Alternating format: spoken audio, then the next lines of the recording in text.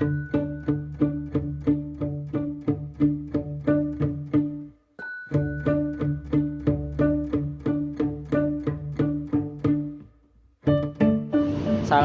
perkenalkan kami dari kelompok 1 ingin mempresentasikan hasil riset mini Pondok Pesantren Al Muayyad yang berlokasi di Laweyan, Surakarta.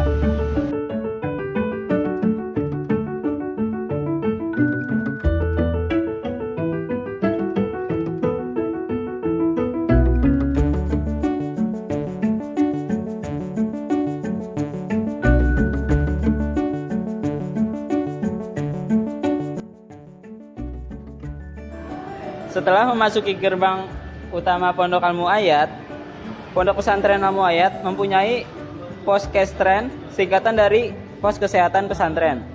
Santri yang sakit akan diperiksakan di Poskestren untuk mendapatkan penanganan pertama. Pondok Pesantren Al Muayyad memiliki 2 asrama, yaitu asrama putra yang terdiri dari 3 lantai dan asrama putri yang terdiri menjadi 2 asrama, yaitu asrama reguler dan asrama tahfidz. Masing-masing asrama terdapat 4 lantai. Kemudian, Pondok Pesantren Al Muayyad juga memiliki pendapi ageng yang sering digunakan untuk kegiatan bermanfaat para santri seperti kelas outdoor, belajar kelompok, dan lain-lain. Kemudian, terdapat Masjid Pondok Pesantren Al Muayyad yang sering digunakan para santri dan santriwati untuk melakukan kegiatan beribadah seperti halnya jamaah 5 waktu, mengaji Al-Quran, dan juga mengaji kitab kuning.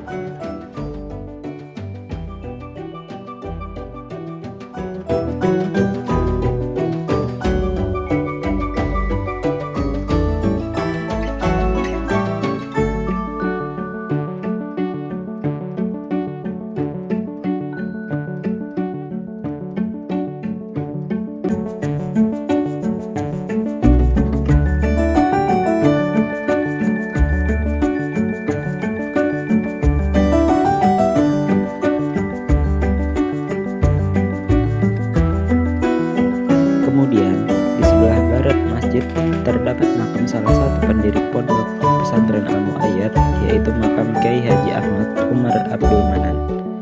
Kiai Haji Ahmad Umar Abdul Manan wafat pada tanggal 11 Ramadan 1400 Hijriah atau 24 Juni 1980 Masehi.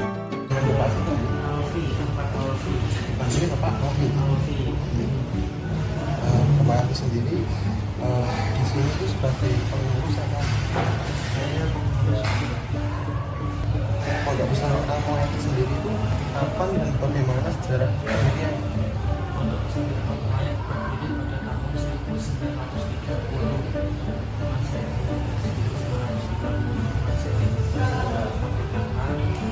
Penjajahan Jepang yang pertama kali membangun ini berdirikan tempat pendiri pertama kali itu Kiai Abdul Manan, yang kedua adalah Kiai Ahmad Sofawi, yang ketiga Mbah Kiai Ahmad Umar Abdul Manan, dan yang keempat Profesor Kiai Haji Muhammad Raden Adnan.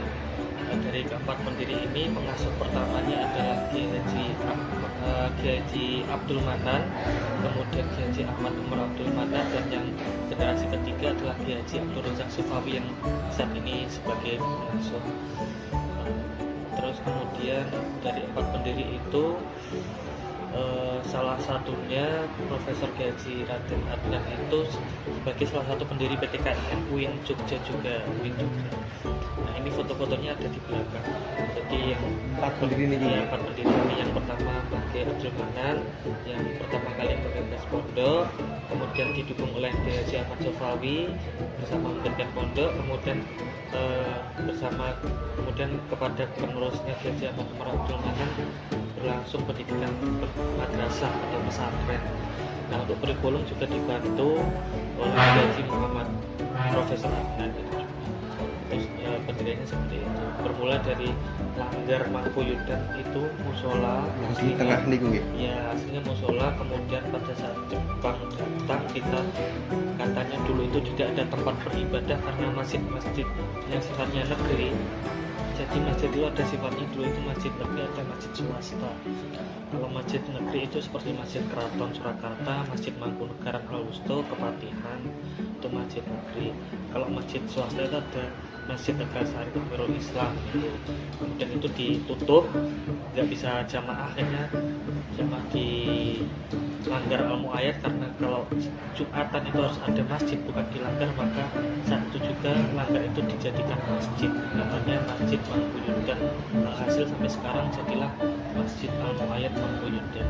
Yang memberikan nama Al-Mu'ayyad itu dari pengasuh pondok pesantren Kopongan Kiai Haji Muhammad Mansur.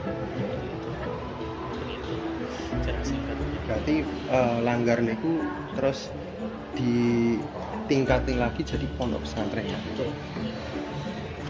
Kemudian apa saja sih kegiatan yang masih diamalkan hingga saat ini? Kegiatannya kegiatan kepesantrenan. Di sini ada sekolah formal, ada sekolah non formal.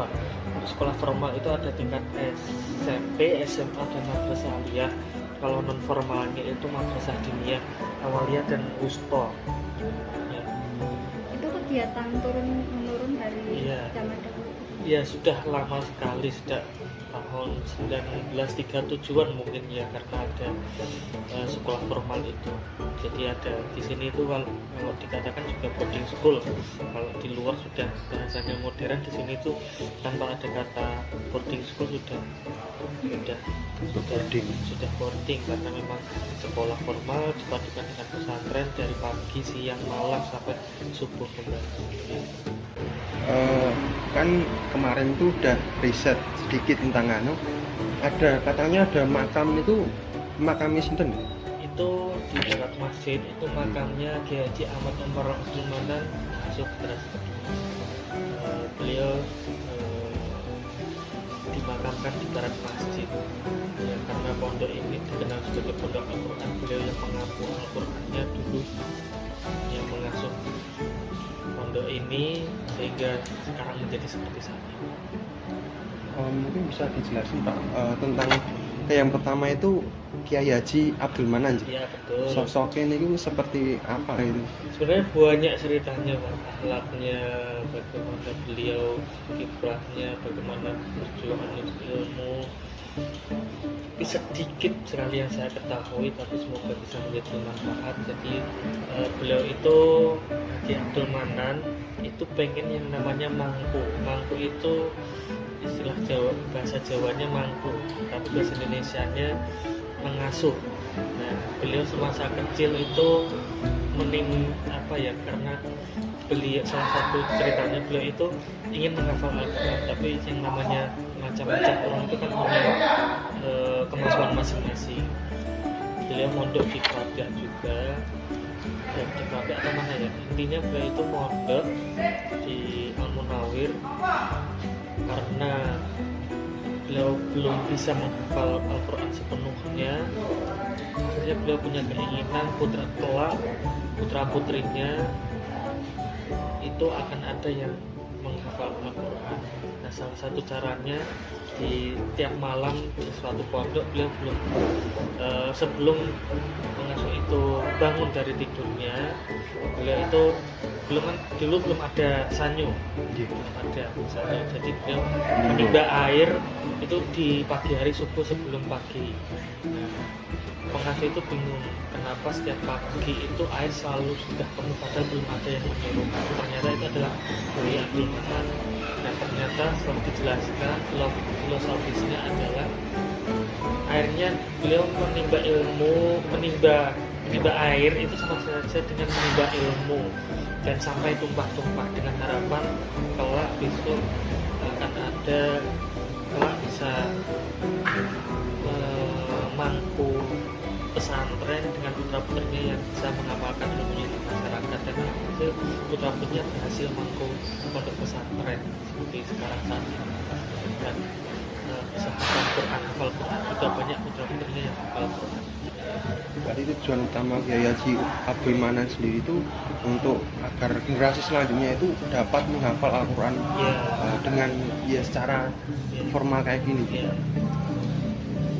Nanti kalau cerita lengkapnya saya kasih Mas, di sumbernya di buku ada.